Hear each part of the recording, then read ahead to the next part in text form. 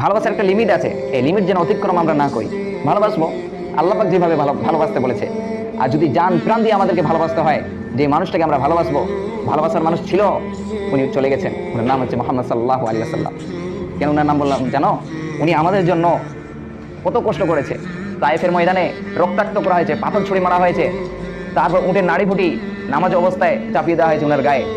হ্যাঁ, তারপর অনেক কষ্ট দেওয়া হয়েছে ওনাকে, অনেকবার হত্যা করার চেষ্টা করা হয়েছে, দুনিয়া থেকে বিদায় করার চেষ্টা করা হয়েছে, মায়ের খেয়েছে, মানুষের গালি খেয়েছে আমাদের জন্য কষ্ট করে জিহাদ করতে গেছে আমাদের জন্য, আমাদের যাতে করে এখন কষ্ট না হয়। উনি আমাদেরকে এতই ভালোবাসতেন, আমাদের জন্য করেছেন। যেদিন কিয়ামতের দিনে কেউ কারো, এই যে বললাম, কেউ কারো কথা শুনবে না, একটা নেকির জন্য ছোটাছুটি করবো, কেউ আমাদের জন্য সুপারিশ করবে না। রাসূল সাল্লাল্লাহু আলাইহি ওয়াসাল্লাম সিজদায় পড়ে থাকবেন, আমাদের নবী সিজদায় পড়ে থাকবেন। যেই মানুষটা চাইলে, আল্লাহ পাক বলছিলেন যে হে নবী আপনি কি চান বলেন না, স্বর্ণের পাহাড় চাইলে আমি স্বর্ণের পাহাড় করে দেবো।